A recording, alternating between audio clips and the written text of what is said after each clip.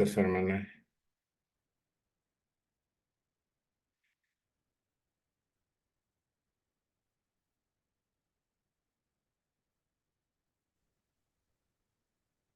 Bueno, hermana, esta noche vamos a continuar ya con el libro de Números. Con el libro de Números ya es el cuarto libro del Pentateuco, ¿verdad? Y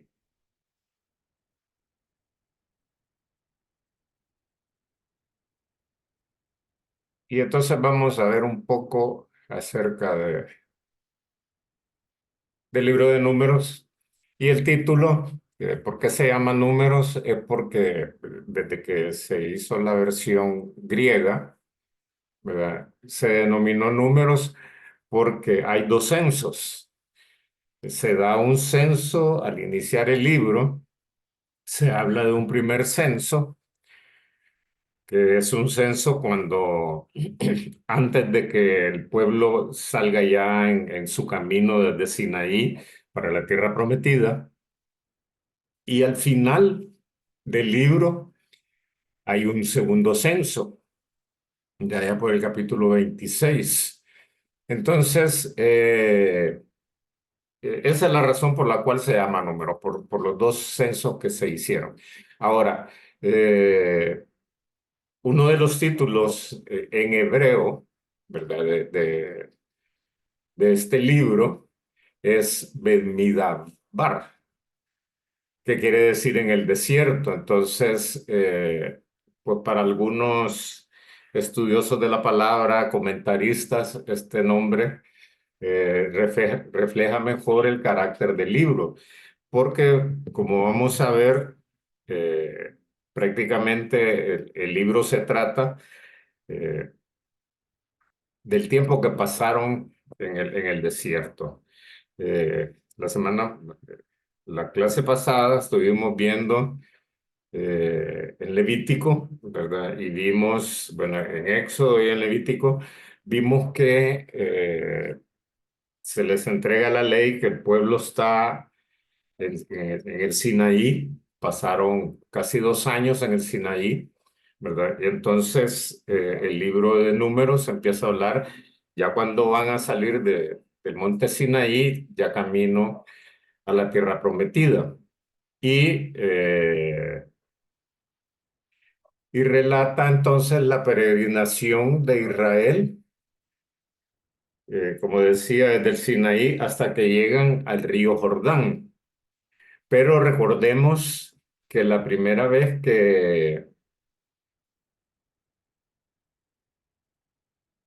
¿cómo se llama? Que llegan al río Jordán y que llegan a las orillas del, de la tierra prometida, las orillas de Canaán, vamos a ver, pero recordarán ustedes que la primera vez no entran. No entran porque tienen temor. Entonces, cuando vemos el libro de, de números, nos vamos a dar cuenta que al principio habla del primer año, más o menos, que estuvieron en el Sinaí. Y después, al final, habla también ya casi del último año, antes de entrar a la tierra prometida. Y en medio entonces existe 38 años, 39 años, que es el tiempo que ellos estuvieron en el desierto. Entonces esos años que dura la historia en el libro de Números forman un eslabón entre el libro de Éxodo y el libro de Josué. Ahora, eh, uno de los asuntos que se trata en este libro es el fracaso de Israel, ¿verdad? Y es un libro que al final, cuando uno ve todo el contexto de los libros en la Biblia, este puede ser como un libro muy triste y muy humano, eh, porque muestra los fracasos que tuvieron los hebreos en que se cumpliera el plan de Dios los planes que Dios tenía, las promesas que Dios tenía eh, para ellos. Claro, las promesas no se cumplieron en este periodo de los 40 años que estuvieron en el desierto. Después el Señor, pues al final hizo que se cumpliera su propósito para el pueblo, ¿verdad? Y lograron conquistar Canaán. Pero la historia que se cuenta en números sí es un fracaso, problemas, murmuras y un montón de situaciones que pasaron, ¿verdad? Que pasaron por desobediencia o por el carácter mismo que tenían estos hebreos, que como recordaremos, era un pueblo hebreo que venía de la esclavitud, que venía de la esclavitud y que Dios tenía que prepararlos para poder conquistar Canaán. Si se acuerdan, en la clase anterior o en la clase cuando vimos Éxodo, se hizo la pregunta que por qué el Señor no lo llevó directamente de cruzar el mar Rojo a la tierra prometida, sino que primero los bajó hasta el monte Sinaí y ahí estuvieron un año, y un par de meses, ¿verdad? Y decíamos que lo que pasa es que el pueblo no estaba preparado ni espiritualmente, ni tampoco estaban preparados para enfrentarse a una guerra. Y Canaán estaba habitado. Para poder conquistar Canaán tenían que derrotar a los pueblos que vivían ahí. Y ellos pues venían de la esclavitud, no eran guerreros, ¿verdad? Entonces no estaban preparados. Entonces ese tiempo que se fueron por esa ruta que el Señor les estaba guiando, el Señor los iba a preparar para que pudieran enfrentar las dificultades con las que se iban a encontrar al llegar a Canaán. Entonces, llegaron al lindero de la tierra prometida, pero no pudieron creer que Dios les entregaría la tierra y tuvieron temor de los habitantes del lugar. Entonces, este pueblo le faltó fe, ¿verdad? Y cuando uno lee esta historia, se da cuenta que incluso eh, quisieron volverse a Egipto. Incluso desde que llegan antes de cruzar el Mar Rojo, dicen que para qué lo sacaron de Egipto para ir a morir ahí a la orilla del mar. Entonces, como no creyeron y no pudieron poseer la tierra por la falta de fe, ¿verdad? Entonces empiezan esa peregrinación. Y esa peregrinación duró 38 años. Se dice que el pueblo estuvo 40 años en el desierto, pero como les decía, estuvieron un año y medio, año 2 meses eh, en Sinaí, más los meses que se tardaron del Mar Rojo al Sinaí, más el traslado de Sinaí a la orilla del río Jordán.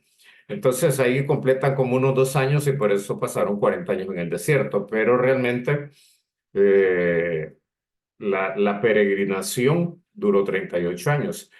Entonces vemos que el libro de Números nos muestra una historia trágica de la falta de fe, de quejas, de murmuraciones, de deslealtad y de rebelión.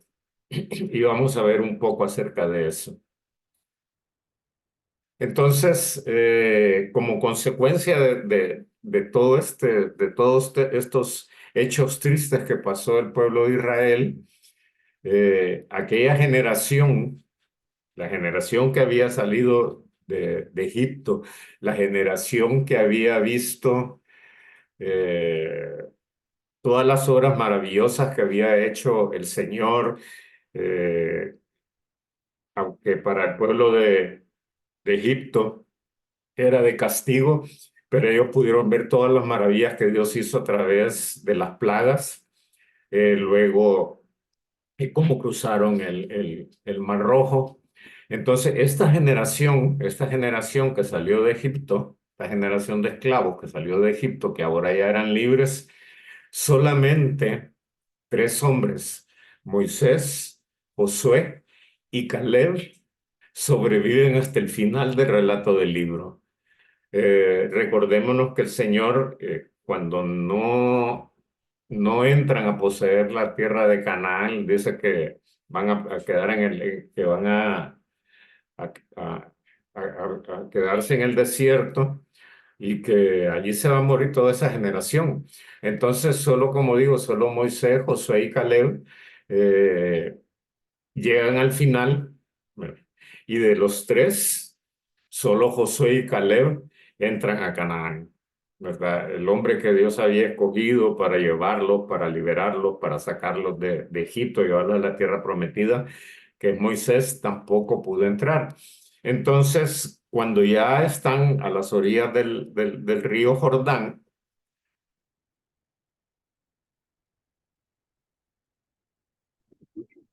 cuando ya están en las orillas del río Jordán, entonces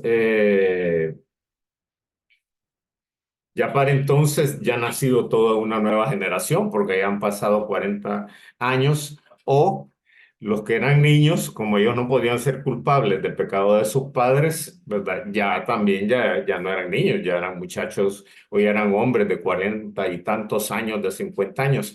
Entonces, esta nueva generación, eh, al final del libro de Deuteronomio, ¿verdad? O el libro de Deuteronomio, donde se habla del último año que estuvieron a la orilla del río Jordán, fueron instruidos en las leyes divinas y preparados para la conquista de Canaán. Entonces, ya la vida salvaje e incierta del peregrinaje que tuvieron que pasar en, en el desierto, desarrolló en ellos una personalidad distinta de la del hombre esclavo. Y al terminar el libro, los israelitas que habían llegado a la ribera del Jordán ya estaban preparados para poseer la tierra de Canaán. ¿Preguntas, consultas? Yo tengo una duda. Sí, Usted dice que solamente Moisés, Josué y Caleb. sí. ¿Qué de Aarón, el hermano de Eh, Moisés?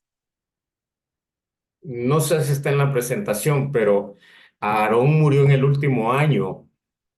Sí, vamos a ver, ¿se acuerda que el Señor, cuando llegan a Horeb, el Señor le dice a Moisés que le diga a la roca que, que, que brote agua?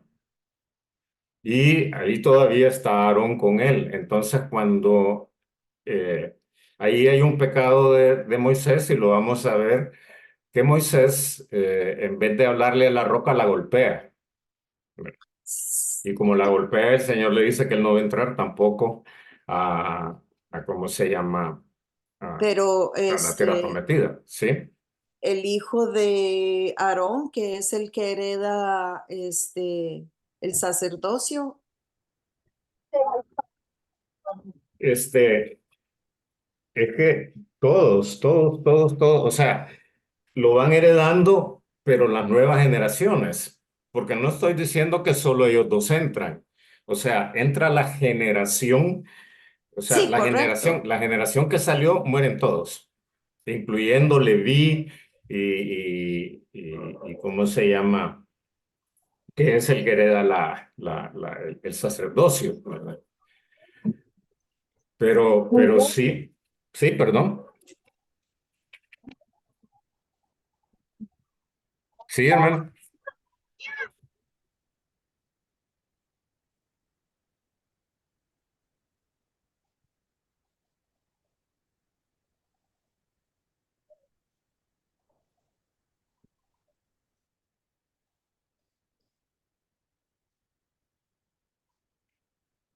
Bueno, ya no la escuché, hermano. Ah, está hablando conmigo, hermano. Sí, Es que no me sirve el video, no sé qué es lo que pasa. Me, ok. aunque le digo al video que me lo haga, estoy sin video. Ajá. Pero no, está bien. Lo que pasa es que yo estaba pensando que pensé que Aarón entraba a la tierra prometida con sus hijos y ellos heredan el sacerdocio de Aarón, el hijo mayor. Pero Sí, no, está bien, esa fue la duda que tuve. Entonces Aarón muere antes de pasar el Jordán sí, Aarón muere antes de pasar el Jordán, muere también María, la hermana, la otra hermana de de Moisés. Moisés, ¿verdad? Ok, ok, está Ok, bien, gracias. bueno, entonces sí. Entonces, el tema principal se podría decir que es la infidelidad en el desierto, o sea, cómo el pueblo le fue infiel al Señor en el desierto. Entonces, viendo ya lo del censo, lo que les decía, el libro empieza en los primeros capítulos hablando del censo, de un primer censo. Y, y este primer censo es un primer paso para organizar a Israel, para organizar a Israel. Ahora, ¿por qué se realiza el censo? Eh, Primero, se puede imaginar usted, la palabra dice que salieron como 600.000 hombres, sin contar mujeres y niños.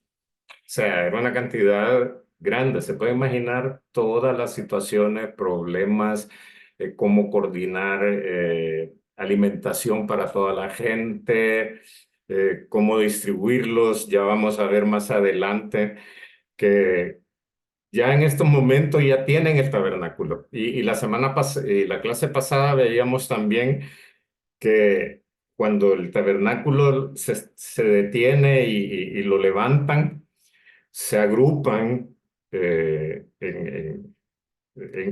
valga la redundancia, en grupos de 3 tribus a cada uno de los lados del tabernáculo. Pero se puede imaginar cuántas tiendas y cómo organizar para que cada tribu, si eran 600.000 solo hombres, algunos dicen que al final eran como 2 millones sumando mujeres y niños. O sea, ¿cómo hacer para que 2 millones de personas, cuando se va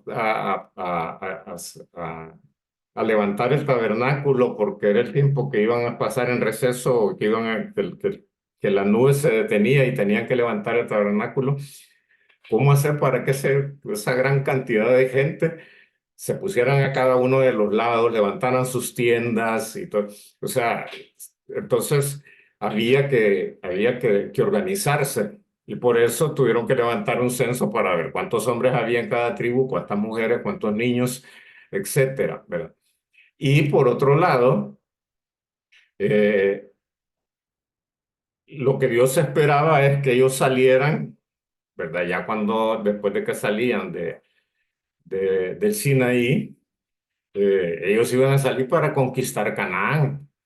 Pero como habíamos dicho, eh, cuando llegan todavía al Sinaí, ellos tienen una mentalidad de esclavos, ¿verdad? No de guerreros, pero tienen que llegar a Canaán y ahí van a tener que pelear para poseer sus tierras o la tierra que el Señor les iba a entregar. Entonces también había que tener un censo para ver, para que pudiera estar en el ejército, alguien tenía que tener de 20 años para arriba. Entonces tenían que saber cuántos tenían 20 años, cuántos iban a ir cumpliendo 20 años y todo eso, y para organizarlo ya como un ejército, ¿verdad? Para ir a pelear por las tierras. Entonces, tenían que hacer servicio militar obligatorio, ¿verdad? De 20 años para arriba, todos tenían que estar en el servicio militar. Entonces, los únicos que no participaban en el servicio militar eran precisamente los levitas, ¿verdad? Que era lo que decía la hermana, ¿verdad? Entonces, porque ellos tenían la obligación de las funciones sagradas en el santuario. Entonces, ellos eran eximidos del servicio militar, ¿verdad? Ellos lo que hacían era que constituían una guardia especial para el tabernáculo, ¿verdad? Para el tabernáculo.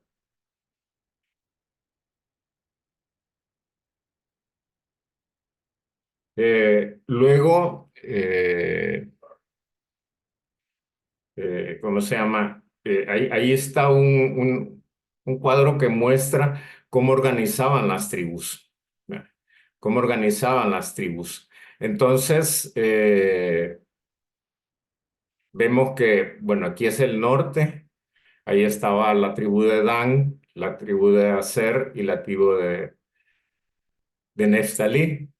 Las cantidades que están aquí son la cantidad de hombres que había en cada una de las tribus. Entonces puede ver que aquí habían más de 150.000 hombres en estas tres tribus.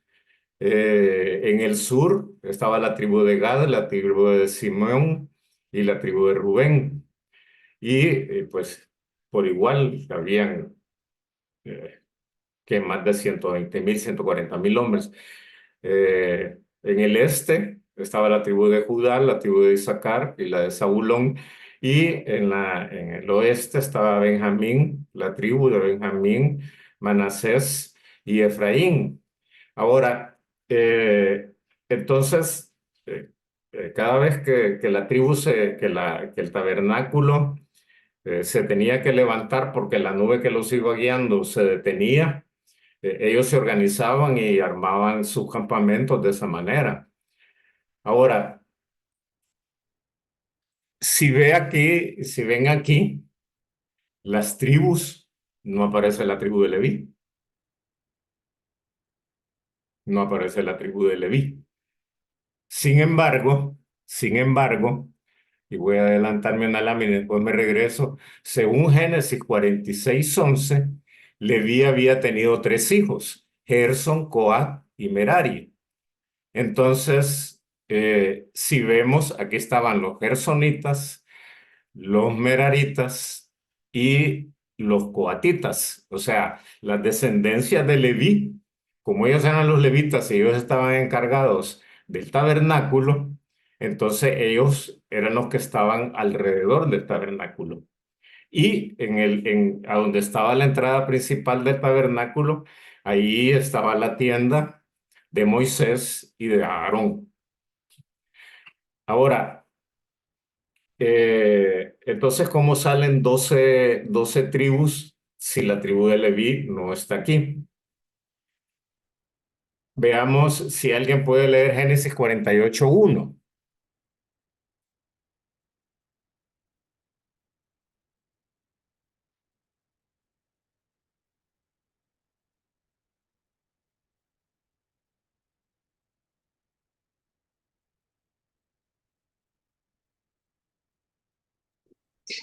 Yo lo puedo leer. Okay.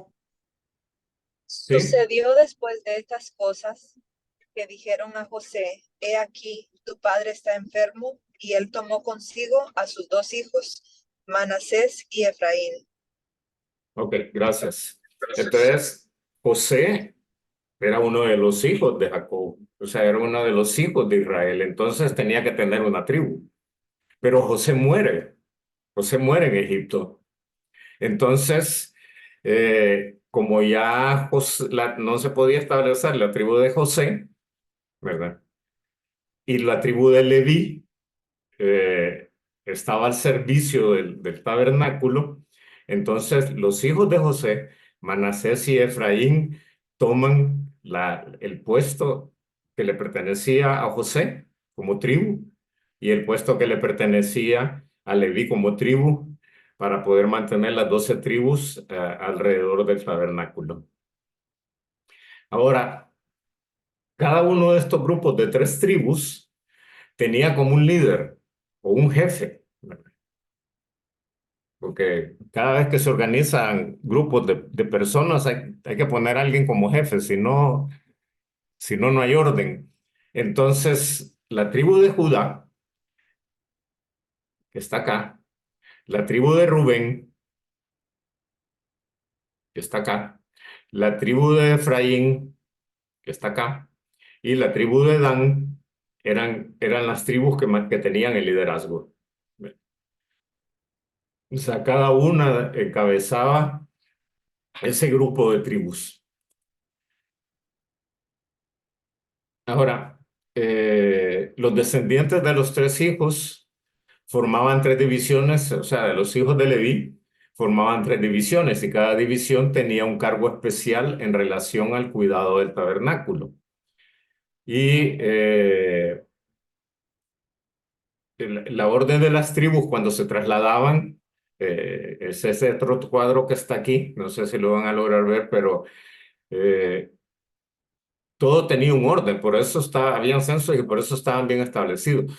Cuando se iba a mover el tabernáculo, iban a avanzar, primero pues iba el arca del pacto, ¿verdad? Lo primero que iba era el arca del pacto.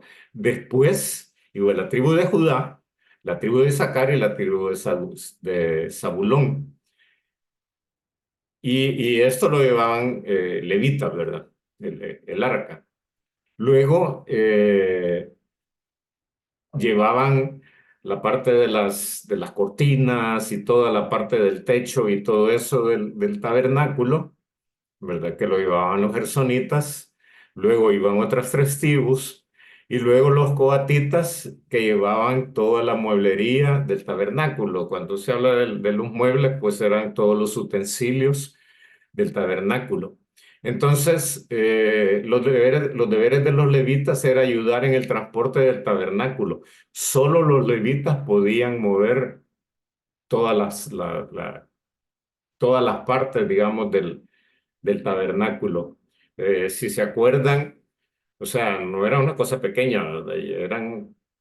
Había que mover todos los postes, toda la tela o las pieles que rodeaban el atrio. Y se acuerdan que que la cobertura del tabernáculo tenía tres capas, y todo el utensilio, o sea, era una gran cantidad de cosas las que habían que mover. Entonces, cuando se iban a mover, solo los levitas podían movilizarlo. Y dice acá que los gersonitas, o sea, los de la tribu de Gerson, tenían a su cargo el cuidado de las cubiertas del tabernáculo y transportaban estos cueros, pieles y telas en dos carretas tiradas por cuatro bueyes, porque era una cantidad de pieles y todo grandes, ¿verdad? Entonces las transportaban en carretas. Los coatitas tenían a su cargo los muebles del tabernáculo, ¿verdad? Y estos también los transportaban en cuatro carretas tiradas por ocho bueyes. Y los meraritas cuidaban de las tablas del armazón, que era una buena cantidad de tablas, ¿verdad? Y las llevaban en el hombro utilizando varillas. Entonces vemos que todo requería un orden, ¿verdad? Todo requería un orden, todo requería eh, estar bien organizado. Ahora, ¿por qué Judá era el que estaba, si vemos, el que estaba al frente de la entrada del atrio y también era la tribu que iba detrás del arca del pacto?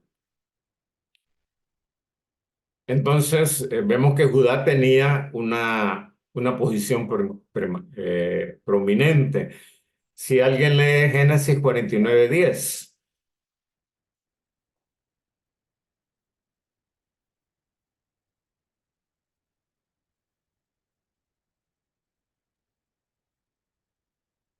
No será quitado el cetro de Judá, ni el legislador de entre sus pies, hasta que venga Siloa, no sé, y a él se congregarán los pueblos. amén, gracias.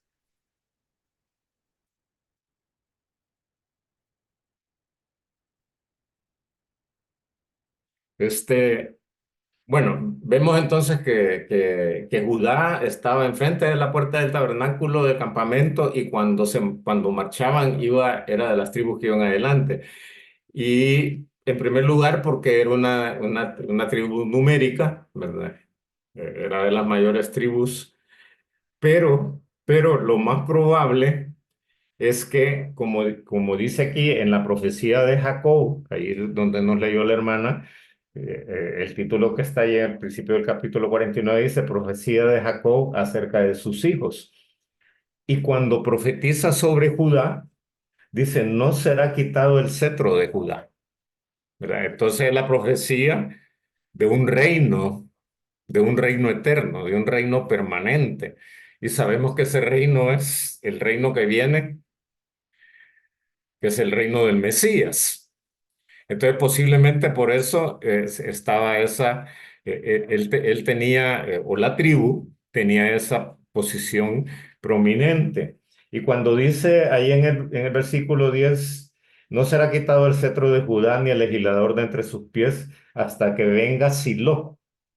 Y Silo, ¿verdad? Y a él congregarse los pueblos. Silo era como cuando venga el Rey Eterno, cuando venga el Rey Eterno. Entonces, de ahí es donde esta importancia de la tribu de Judá. Y Números, entonces, como les decía al principio, solo detalla el primer año de historia y el último año. Los años intermedios, lo que cuenta son historias que pasaron de apostasía, ¿verdad? Que no aportan valor religioso, sí nos enseñan, ¿cómo se llama? Lecciones de vida, ¿verdad? Más de lo que no se debe de hacer que de lo que se debe de hacer. Y Y como les decía, es una historia trágica de la falta de fe, de quejas, de murmuraciones, de deslealtad, de rebeliones, etcétera. Pero en medio de eso está la bendición sacerdotal. Como una excepción de las cosas buenas que sí pasaron, ¿verdad? Es que aparece la bendición sacerdotal, que yo creo que todos en algún momento o la hemos dicho o nos las han dicho, ¿verdad? Porque cuando se ora por alguien, por cumpleaños o algo así, se le lee la bendición sacerdotal. Y en número 622, si lo quieren leer,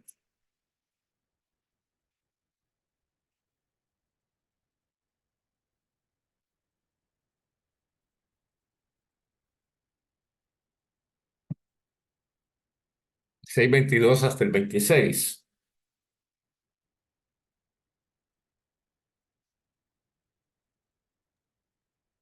Yo lo tengo, maestro.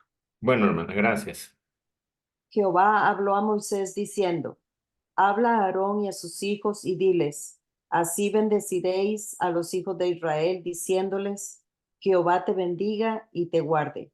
Jehová haga resplandecer su rostro sobre ti y tenga de ti misericordia. Jehová alce sobre ti su rostro y ponga en ti paz. Gracias, hermano. Entonces, algunos consideran que esto quizás es una de las poesías de los hebreos de las más excelentes, porque tiene un mensaje oportuno tanto para hacer frente a los enemigos y las incertidumbres de la vida en el desierto, como también tiene mucho significado para nosotros, ¿verdad? Porque hay una triple invocación y cada una de las invocaciones o cada una de las cláusulas que se van diciendo son progresivas y son como más relevantes. Primero, se le invita a Jehová a bendecir a su pueblo con buenas cosechas, ganado, buenas temporadas. Por eso dice Jehová te bendiga, ¿verdad? Entonces, primero pide que Jehová bendiga al pueblo, luego dice y te guarde, ¿verdad? No solo que lo bendiga, sino que lo guarde y que lo guarde de todo mal, ¿verdad? Porque se iban a encontrar con enemigos, se iban a encontrar con enfermedades, se iban a encontrar con tantas cosas. Entonces, por eso la bendición es te bendiga y te guarde. Luego viene la segunda invocación que dice, Jehová haga resplandecer su rostro sobre ti.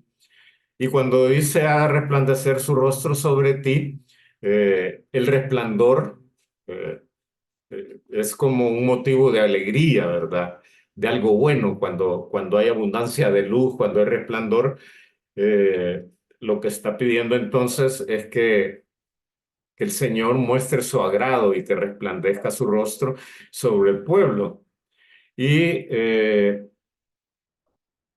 y que tenga de ellos misericordia. Bueno, y por último, dice Jehová, sobre ti su rostro y ponga en ti paz. O sea, alce sobre ti su rostro. O sea, entonces, y que les dé paz, ¿verdad? Entonces, si el Señor iba a alzar el rostro sobre el pueblo, era porque los estaba aprobando lo que ellos estaban haciendo y les pide que le dé paz, ¿verdad? Que haya seguridad, que haya salud, que haya tranquilidad, etcétera.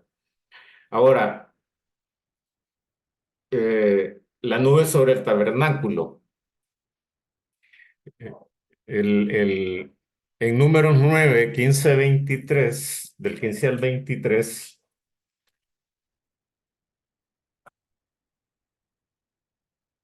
les voy a leer así algunos de los versículos.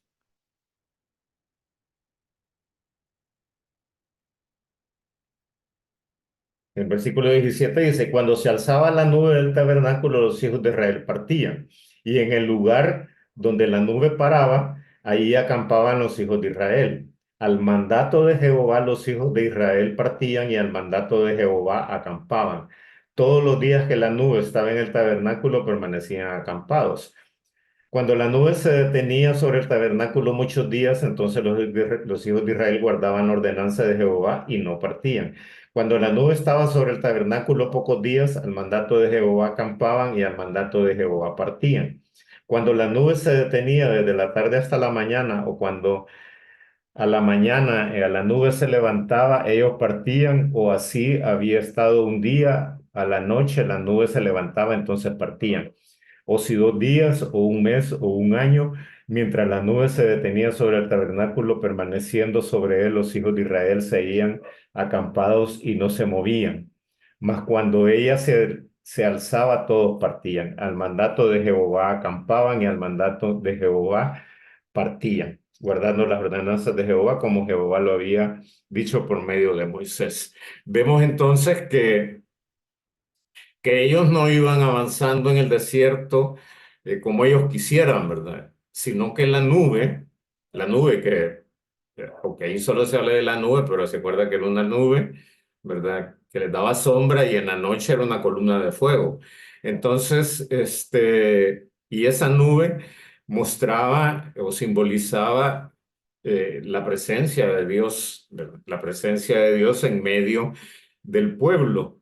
Pero no solo era la presencia de Dios, ¿verdad? No solo era un recordatorio de la presencia de Dios, sino que también guiaba al pueblo, guiaba al pueblo. Entonces, pero si se fijaron, 3 veces, bueno, más de 3 veces dice que al mandato de Jehová, bueno, al mandato de Jehová partían o al mandato de Jehová se detenían. Entonces, eh, y si vieron, dice que si solo 2 días estaba ahí, pues solo 2 días, si estaba un mes, si estaba, no importaba cuánto tiempo pasaban, se pueden imaginar tener que armar todo el tabernáculo, cuánto tiempo les tardaba armar el tabernáculo y si habían llegado en la tarde y ahí se había detenido la nube y empezaban a armar el tabernáculo. El día siguiente en la mañana la nube se movía, había que volver a desarmar todo para volver, para seguir la nube, porque la nube los estaba guiando. Pero hay un grado de obediencia, ¿verdad? Hay un grado tremendo de obediencia que dice que al mandato de Jehová o se establecían y acampaban, o si no, se marchaban y seguían la nube. Entonces, ya aquí por el capítulo 10 ya empieza a hablar de cuando ya van a partir ¿cómo se llama? De- del Sinaí, ¿verdad? Cuando van a partir del Sinaí. Eh, Aquí quizás, ¿se acuerdan que les mencioné al principio que hay como partes de la escritura que quizás no están puestas en orden cronológico? Porque el capítulo 10 ya empieza a hablar de cuando van a salir del Sinaí, pero en el capítulo 9 ya habla como que ya están movilizándose, porque ya dice que que seguían la nube, que acampaban, que se marchaban, pero el 10 empieza a hablar ya cuando van a salir del Sinaí, o sea, mientras no habían salido del Sinaí, el tabernáculo estaba fijo, ¿verdad? Entonces, el capítulo 10 habla que en el año segundo, en el mes segundo, Israel, que era una nación de más de 2 millones de personas, comenzó a marchar en perfecto orden militar. O sea, por eso es que había que hacer el censo, establecer, armar los grupos, armar las tribus, ¿verdad? De acuerdo a un orden establecido. Y cada tribu, ¿verdad? Tenía su bandera, ¿verdad? Tenía su bandera. eh, que significaba, tenía un significado y principalmente las banderas que llevaban los líderes, ¿verdad? Los 4 líderes que vimos, un líder por cada grupo de 3 tribus, y eran guiados y conducidos por la nube. Ahora, yo quiero que usted piense y se imagine cuando vimos el gráfico eh, de cuando el pueblo marchaba, o sea, qué, qué maravilloso de haber sido, qué grandioso de haber sido ver esa marcha, ver que iba el arca, ver que después iban las 3 tribus, después ver que iban los levitas que llevaban algunas partes del tabernáculo, luego las otras, ¿cómo se llama? Las otras tribus, más las que llevaban los utensilios, más las otras tribus. O sea, estamos hablando de una marcha donde iban 2 millones de personas. O sea, han de haber sido kilómetros de gente caminando, ¿verdad? Entonces, a pesar de lo maravilloso que eso podía ser, lastimosamente, cuando salieron de Sinaí, comenzaron periodos de fracaso, ¿verdad? Pues, vamos a ver nada más algunos, pero en el capítulo 11 se habla del descontento, ¿verdad? Del descontento del pueblo y las codornices. Entonces, el pueblo de Israel rápido quitó su mirada de Jehová y comenzó a quejarse del desierto. Y se olvidaron rápidamente de la esclavitud de Egipto. Y hasta pensaban regresarse. Si quiere, Números 11, versículos del 4 al 6.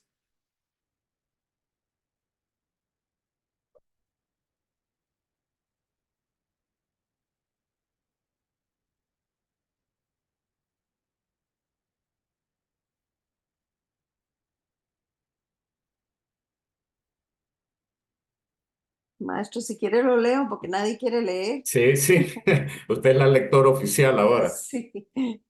Dice, y la gente extranjera que se mezcló con ellos tuvo un vivo deseo. Y los hijos de Israel también volvieron a llorar y dijeron, ¿quién nos diera a comer carne?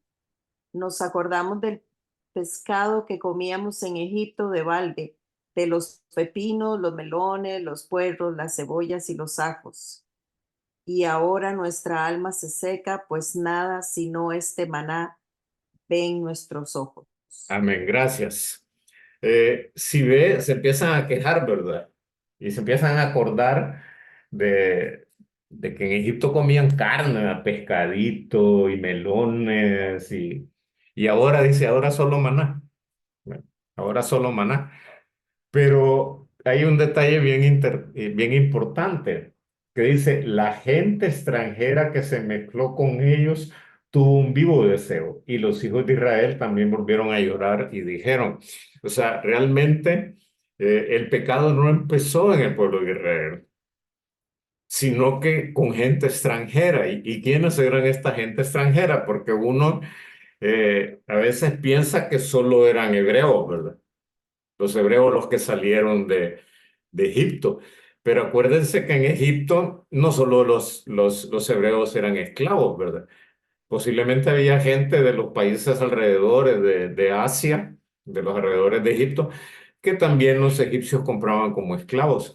Y algunos de ellos aprovecharon la desbandada que iban saliendo de ahí para dejar de ser esclavos y se mezclaron con el pueblo de Israel. Entonces, esta gente extranjera fue la que los sedujo o influyó en ellos para que se empezaran a quejar y empezaron a quejarse que solo maná comían, ¿verdad? Cuando el maná era el pan que caía del cielo, ¿verdad? Entonces, ante tales quejas, Dios mandó un viento, ¿verdad? Y ese viento llevó codornices. Y las codornices, dice la palabra, que estaban a 2 codos de altura, ¿verdad? O sea, casi a 1 metro. Entonces, era una cantidad tan grande y los israelitas empezaron a agarrar y agarrar codornices. Y veamos qué dice el capítulo 11, versículo 32 al 34.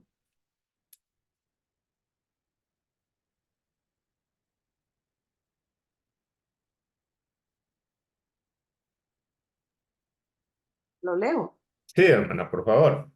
Ok. Entonces el pueblo estuvo levantado todo aquel día y toda la noche y todo el día siguiente y recogieron codornices. El que menos recogió 10 montones y las tendieron para sí a lo largo alrededor del campamento. Aún estaba la carne entre los dientes de ellos antes que fuese masticada.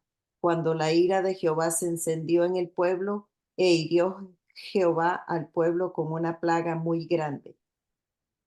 El Sigo. 34, sí, el 34, por favor. Ok.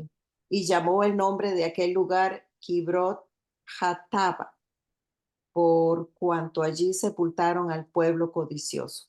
¿Verdad? Entonces, esa codicia del pueblo, primero la queja, ¿verdad? La murmuración, y luego cuando empiezan a agarrar ¿cómo se llaman? Las codornices, que dice que el que menos agarró, agarró 10 montones, ¿verdad? Entonces, Dios los castigó. Y dice que estaban empezando a comerse las codornices cuando Dios los castigó con una plaga, ¿verdad? Pero dice precisamente que el lugar donde los sepultaron, dice, al pueblo codicioso, ¿verdad?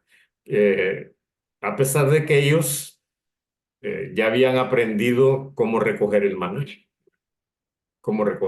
porque había una instrucción de cómo tenían que recoger el maná, pero cuando vieron la carne, dijeron, aquí nos vamos a dar gusto, mas no sabían que estaban en contra de la voluntad de Dios.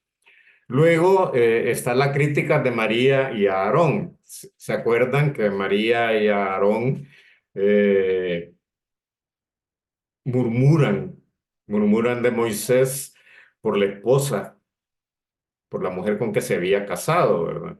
Porque era una extranjera. Entonces, eh, María y Aarón hablaron contra Moisés. Sin embargo, solo María fue castigada. Solo María fue castigada. Entonces, quizás ella fue la que empezó la murmura también contra Moisés y pues Aarón le siguió la corriente, ¿verdad?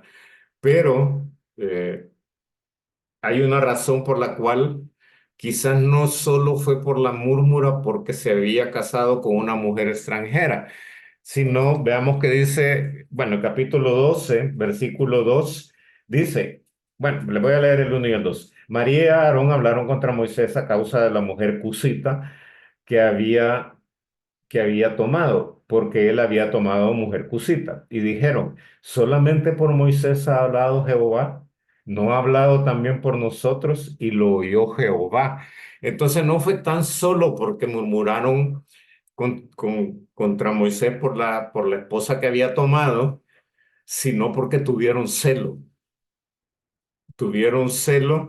eh, que Dios solo a Moisés lo había puesto en una posición por encima de todo, y ellos no querían ocupar un segundo lugar, pero Dios había escogido a Moisés y ellos no podían hacer nada contra eso.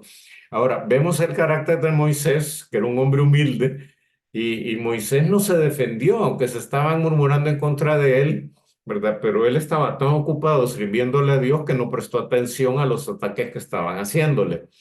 Y siempre, siempre se manifestó celoso por defender el honor de Jehová, ¿verdad? Así que él siempre dejaba que Dios lo defendiera. Moisés era un hombre bien pacífico, era un hombre bien tranquilo, ¿verdad? Y entonces él siempre dejaba las cosas en las manos de Dios, ¿verdad? Siempre dejaba las cosas en las manos de Dios. Entonces, el versículo 6 y 8 al 8 dice, entonces Jehová descendió en la columna de nube y se puso a la puerta del tabernáculo y llamó a Aarón y a María y salieron ambos. Y les dijo, oíd ahora mis palabras, cuando haya entre vosotros profeta de Jehová, le apareceré en visión y en sueños hablaré con él. No así mi siervo Moisés, que es fiel en toda mi casa. Cara a cara hablaré con él y claramente y no por figuras, y verá la apariencia de Jehová. ¿Por qué pues no tuviste temor de hablar contra mi siervo Moisés? Mire, tenemos que tener cuidado que no podemos hablar contra los siervos de Dios. Muchas veces se dan conversaciones y uno está en medio de la conversación y están hablando en mal de un siervo del Señor y uno ni sabe si lo que le están diciendo es cierto, si no es cierto ni nada, pero de repente nos sentimos tentados a dar una opinión también nosotros. A veces porque nos contaron que el primo del sobrino del tío de un amigo contó que habían dicho, ¿verdad? Entonces, y puede ser que el Señor en un momento nos diga precisamente, ¿verdad? ¿No tuviste temor de hablar contra mi siervo Moisés? Les voy a contar algo, pero no lo van a andar contando. Él lo voy a borrar del video. Hace muchos años, yo tenía quizás unos 5 años de ser creyente. En mi casa estaba una familiar con el esposo, que son creyentes, y mi esposa y yo, y empezaron a hablar mal de un pastor. A un pastor que yo le tenía, bueno, le tengo mucho precio. Y yo solo estaba oyendo, ¿verdad? Oyendo lo que decían, oyendo lo que decían, oyendo lo que decían.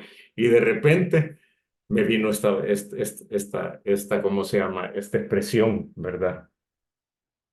A donde dice, no tuviste temor de hablar contra mi siervo Moisés. Yo no había hablado en mal, ¿verdad? Pero me sirvió para en ese momento decirle, miren, ya dejen de hablar de eso, hablemos de otra cosa, ¿verdad? Porque era incorrecto lo que se estaba haciendo. Entonces, una lección una lección de vida que tenemos que tener.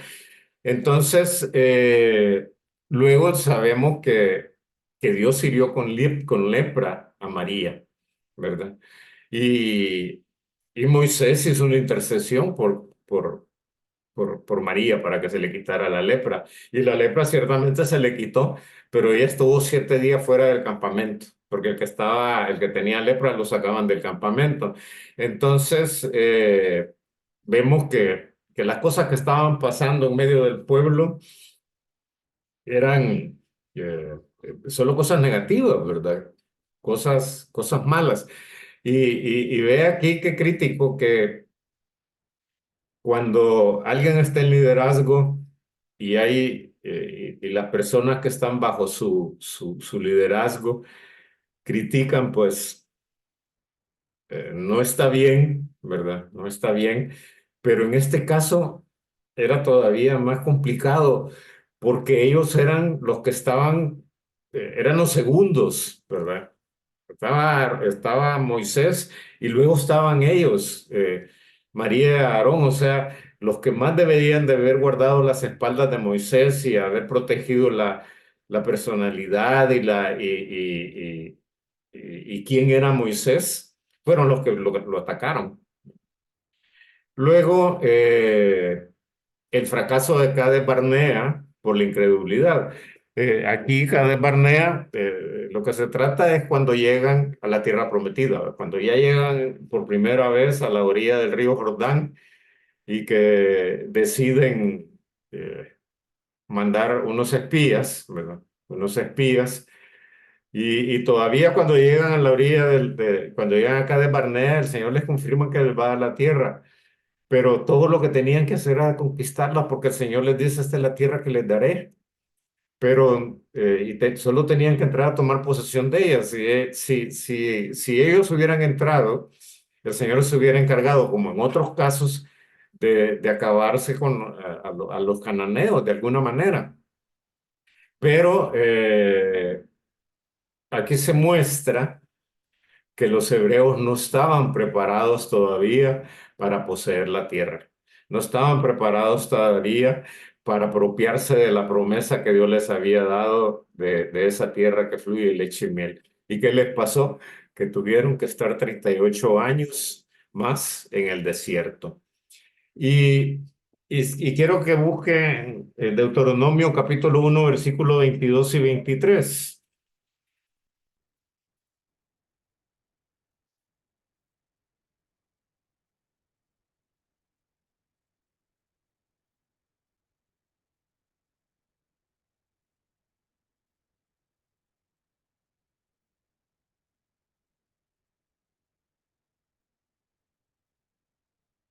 Ya, hermano Jorge, lea, por favor. No tiene su Biblia a la mano.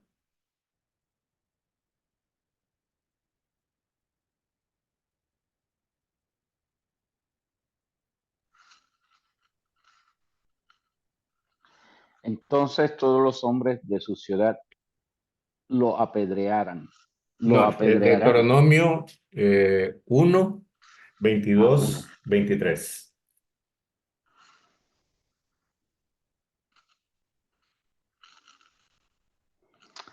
Ok. Y vinisteis a mí todos vosotros y dijisteis, enviemos varones delante de nosotros que nos reconozcan, que nos reconozcan la tierra y su regreso nos traigan razón del camino por donde hemos de subir y de las ciudades a donde hemos de llegar. Y el dicho me pareció bien y tomé 12 varones entre vosotros, un varón por cada tribu. Amén. Era Gracias, hasta el hermano. 23, al 25. No, hasta ahí está bien. Si vemos, recordemos que Deuteronomio empieza a recapitular parte de la historia, porque como decíamos, ya es una nueva generación. Todavía está Aarón, todavía no ha muerto. Está eh, Moisés y Josué. Entonces, Moisés empieza a hacer una recapitulación de la historia para que esta generación la conozca. Entonces, esta porción habla acerca de la misión de los 12 espías.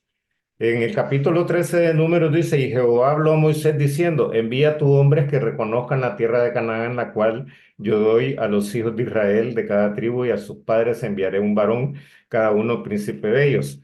Vemos que Dios le dice que los envíe, pero en Deuteronomio, Moisés dice, y ustedes vinieron a mí y me dijeron, enviemos varones delante de nosotros que reconozcan la tierra y su regreso nos traigan razón del camino por donde debemos de subir. O sea, el pueblo le dijo a Moisés que, que enviara, que enviara gente para ver cómo era la tierra. O sea, era una muestra de que ellos tenían temor, de que ellos no estaban convencidos que Dios les iba a entregar la tierra, que ellos no estaban confiados en las promesas que Dios les había dado, que les había prometido que les iba a dar la tierra, ¿verdad? Y más que saber cómo era la tierra, la verdad que ellos tenían temor a la guerra y querían saber si realmente se podía conquistar la tierra, si realmente podían conquistar Canaán. Y en el versículo 23 dice, y Moisés dice que le pareció bien lo que le dijeron, o sea, Moisés no discernió el motivo verdadero de la petición que le estaban haciendo. Y por eso le pareció bien. porque él no pudo darse cuenta que no era que querían saber si era cierto que la tierra era buena y cómo eran las ciudades, sino que realmente no estaban creyendo en la promesa. Y luego el informe de los espías, ¿verdad? Llegan y les dicen que las ciudades fortificadas y que hay gigantes y cada vez relataban que era más complicado, ¿verdad? Entonces Caleb manda callar al pueblo, aunque no niega que es cierto que lo que los espías están diciendo, que la gente era, que las ciudades eran fortificadas y todo lo demás, pero Caleb estaba seguro que que Dios les iba a entregar la tierra y ellos tenían esa esperanza puesta, igual que Josué. Entonces, para Caleb y para Josué no se trataba de que Israel iba a pelear contra los gigantes, sino, sino Dios que con Dios ellos. era el que iba a pelear contra los gigantes, ¿verdad? Pero al final, eh, lo que dijeron los 10 espías convenció más al pueblo y dejaron de pelear. ¿Se acuerda que dice que ¿cómo se llama? Que ellos parecían langostas a la par de los hombres, ¿verdad? O sea, que ellos veían como que se sentían tan pequeños, ¿verdad? Y quizás hacían pensar que todos eran gigantes, pero tuvieron temor. Entonces, la rebelión esta de Israel, que prefirieron aceptar el criterio de los 10 espías, ¿verdad? Que depositar su confianza en el Dios invisible, los hizo, como dijimos, eh,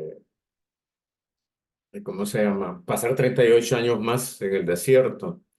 Luego el pecado de Moisés, en el capítulo 20, ¿verdad? Que llegan, no hay agua que beber, ¿verdad? No hay agua que beber.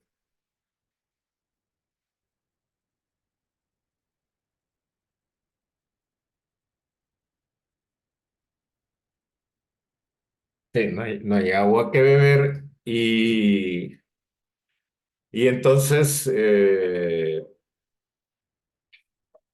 Dios, lo que comentábamos antes, le dice que le diga a la roca que salga, ¿cómo se llama? Agua, ¿verdad? Pero por las quejas que estaba teniendo el pueblo, ¿verdad? Eh, y Moisés ve que existe el mismo espíritu de murmuración que existía en la generación pasada, esa generación que ya había muerto. Entonces, Moisés se amarga, Moisés se irrita, Moisés se enoja. Entonces, el pecado de Moisés fue que perdió la paciencia, ¿verdad? O sea, Moisés era un hombre bien paciente, pero en este momento pierde la paciencia y habló precipitadamente con sus labios y al final no solo fue que perdió la paciencia y se enojó, sino que en el capítulo 20, versículo 10, dice, y reunieron Moisés y Aarón a la congregación delante de la peña y les dijo, oíd ahora rebeldes. Ahí ya muestra su enojo, ¿verdad? ¿Os haremos salir agua de esta peña? O sea, no fue tan solo que golpeó la piedra, no fue tan solo que golpeó la peña, no fue tan solo que se enojó, sino que él se adjudicó que él iba a hacer que saliera agua de la peña. Porque dice, os haremos hacer salir agua de esta peña. O sea, él está diciendo que él y Aarón van a hacer que salga agua de la peña, cuando realmente el que lo iba a hacer era Dios. Entonces, dice acá que Moisés en el momento fracasó en su punto más fuerte, su mansedumbre. La palabra dice que Moisés era un hombre muy, pero muy manso, que tenía mucha mansedumbre. Entonces, algunos se podría preguntar, mire, pero no fue demasiado el castigo que ya le prohibió que entrara que le dijo que iba a llegar a la orilla del río, pero que hasta allí, ¿verdad? Iba a ver la tierra, pero no iba a poder entrar en ella. Pero hay como una explicación que dice que como el brote de una planta revela que hay una raíz debajo de la superficie, la impaciencia de Moisés demostró que ya no estaba apto para introducir a Israel en la tierra. Así que Dios levantó otro caudillo. ¿Quién es el caudillo? Josué, ¿verdad? Entonces, ya para ir terminando, Moisés empieza a hacer los preparativos para que entren a Canaán. Y entonces hacen un segundo censo.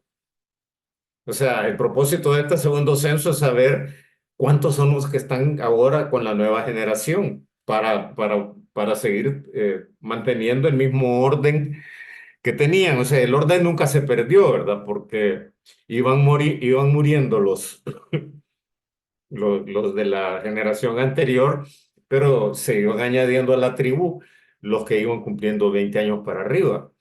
Entonces, pero hace un segundo censo para poder establecer cuánta gente hay, ¿verdad? Y ver si están preparados o no ya militarmente para poder poseer la tierra, porque ya ahora la tierra la iban a poseer conquistando ellos los pueblos, luchando ellos contra los pueblos. Y además, Moisés da una ley sobre las herencias. O sea, Dios le revelaba tantas cosas a Moisés, ¿verdad? Y en el caso de los herederos varones, o sea, si habían mujeres o si habían familias que no tenían herederos varones en la familia, entonces las hijas del difunto tenían derecho a heredar, porque la herencia siempre era al varón.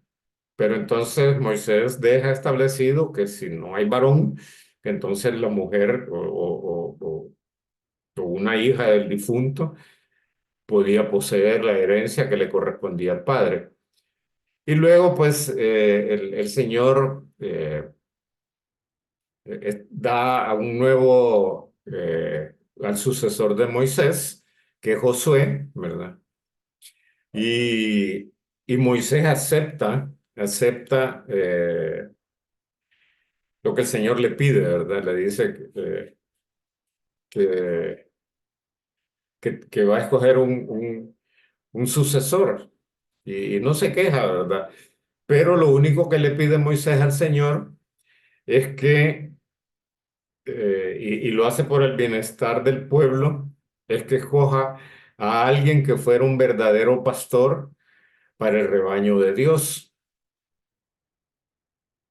Y entonces pide que sea un varón que saliera y entrara delante de la congregación. Y esta expresión hebraica se aplica a un hombre capaz de comenzar y terminar con éxito las empresas que emprendía, ¿verdad? Entonces, aún en ese momento, Moisés está preocupado por ver que Dios siguiera guiando al pueblo y que el hombre que pusiera fuera un hombre que pudiera guiarlos realmente para, para conquistar Canaán.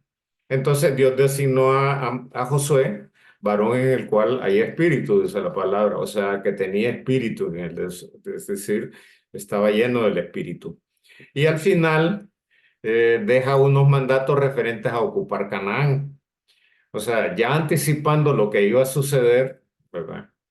Y la entrada del pueblo a la tierra prometida, Moisés dio varios mandatos y les exhorta a expulsar completamente a los cananeos, pues si no, estos serían aguijones en sus ojos y espinas en sus costados. O sea, Moisés les dice, miren, van a tener que llegar a cada pueblo y a cada ciudad y que van a poseer y saquen a todos los cananeos, porque si quedaban los cananeos allí, ¿qué era lo que iba a suceder?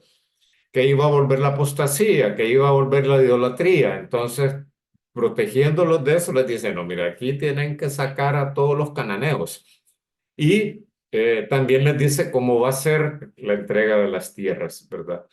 Les dice que va a ser un sorteo y que va a ser en proporción al tamaño de las tribus. O sea, él dejó todo ya preparado, ordenado, cómo se iba a hacer para poseer las tierras. Entonces, los levitas no iban a recibir tierra, ¿verdad? Los levitas no iban a recibir tierra porque ellos eran los encargados de seguir eh, llevando la parte de los cultos, llevando la parte religiosa y cuidando del tabernáculo. Lo único que les iban a dejar 48 ciudades diseminadas por todo Canaán, porque así cuando ellos salían a hacer algo, pues tenían un lugar donde habitar, y se dejaron 3 ciudades de refugio, que si ustedes recuerdan, las ciudades de refugio eran los lugares donde si alguien había cometido un crimen, un asesinato, pero lo había hecho involuntariamente, podía llegar a la ciudad de refugio y no era castigado, ¿verdad? Pero era el único caso, ¿verdad? O sea, que quedaban protegidos. Así que vemos que realmente eh, era, ¿cómo se llama? La mayor parte de lo que se describe en el libro de, de Números son cosas en las cuales el pueblo de Israel estuvo fallando al Señor. Incluso no lo puse allá en la presentación por cuestión de que no nos iba a alcanzar el tiempo, pero se acuerdan que se da la rebelión de Coré.